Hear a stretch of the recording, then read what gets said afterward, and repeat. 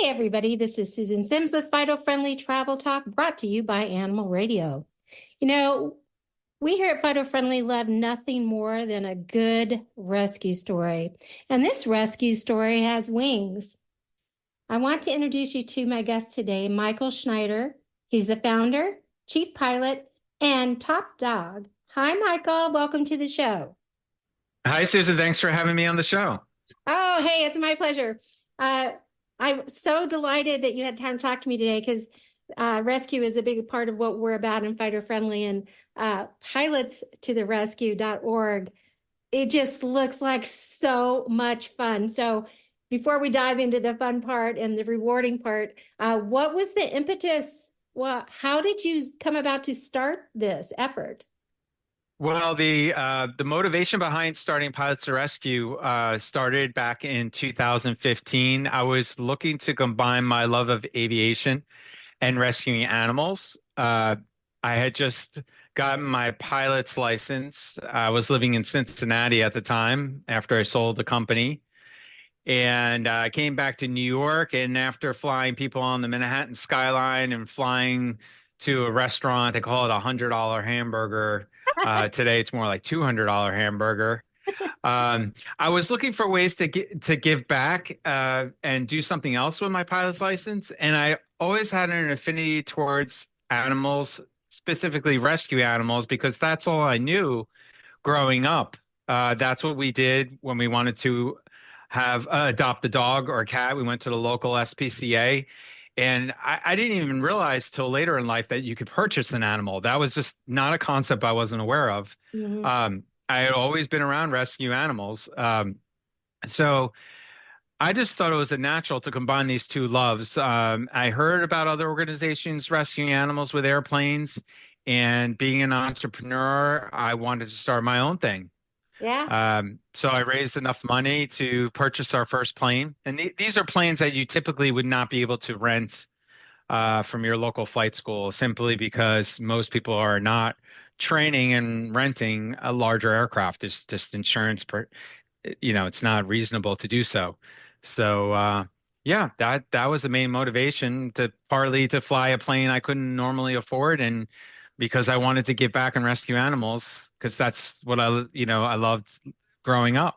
Yeah. So Yeah, it makes sense. I know growing up similar, that's really what we did, and we didn't know any different. But back to the plane, what size? Now I don't know anything about planes, so even you're going to tell me this, and you'll probably have to sure. explain. But what type of plane is it? How big is it, and how many animals feasibly could you place in that? Sure. So we've bought and sold now four aircraft, all similar size. They're six-passenger aircraft. The four rear seats come out. I would say it's similar to like a compact SUV, maybe more like mid-size because it is three row, like a mid-size three-row SUV. Okay. Not that big. But once you take those seats out, you could fit maybe ten dogs of various sizes. Um, we could do way more puppies and kittens, obviously. But we're getting ready to buy a larger aircraft. This is a 10-passenger aircraft. Um, and that we can carry probably two to three times the amount of the planes that we own now. But the more importantly, it's not just the size. This plane is more reliable and it's more robust. It's more of a commercial type plane rather than a recreational type plane. Hmm. And that means we'll have more uptime. Hmm. That's that as an organization, having uptime and something you can rely on is almost equally as important as the number of animals you could save, right? Because there's no shortage of animal rescue. Right. Like we could have 10 747s, still wouldn't be enough. No, I know. Yeah, there's always a need. And speaking about your organization, I know you don't do this alone. So who are the people that help you with this, and also how many of those folks would go with you on these rescue missions? Yeah, sure. I mean, they always say in animal rescue, it takes a village, and it truly does.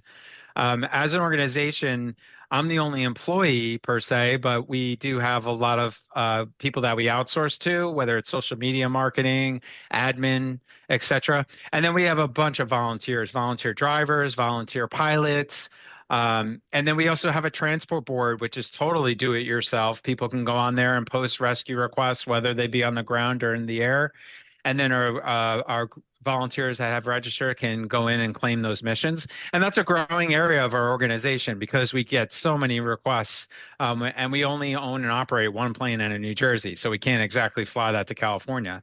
Um, we have over 1,000 people registered on our website as volunteers. Internally, as an organization, we probably have about a dozen active participants. Yeah, small but mighty.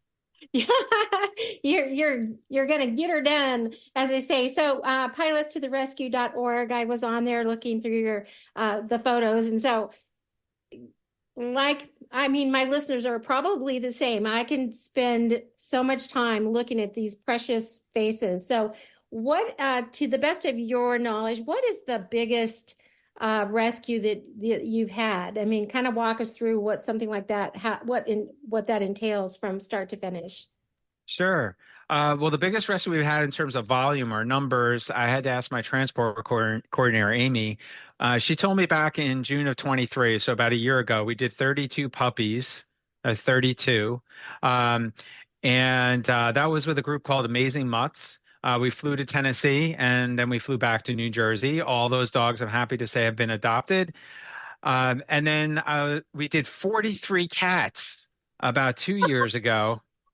Yeah. Oh, that's different. That's a lot of meows. Yeah.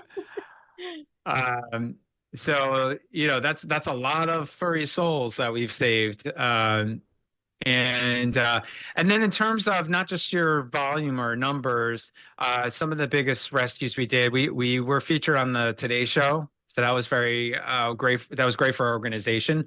We did that, and one of our board members owns a jet. We flew to Texas and we rescued a bunch of dogs and puppies.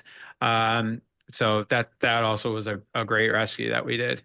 Yeah, it looks like so much fun. I mean, I'd like to go on one. If I wasn't in Boise, Idaho, I'd be probably knocking on your door and saying, "Hey, can I please come on one of these?" It just looks so rewarding. I mean, at the end of the day, those who rescue, I think, would all agree that just saving one, it's so rewarding, and it's just so grateful for what you guys are doing. So, where do people want to go to learn more about you? How can they volunteer? Yeah, so you had mentioned our website, pilotstotherescue.org. It's all spelled out, pilots with an S, to the rescue.org. We're also active on social media, Facebook, Instagram, YouTube, LinkedIn, TikTok. We're on all those channels. And then I would encourage people to sign up for our transport board and volunteer, whether you're a pilot or you want to do ground transport. A lot of people don't realize that ground transport is the way that most of this is getting done, or at least people that follow us.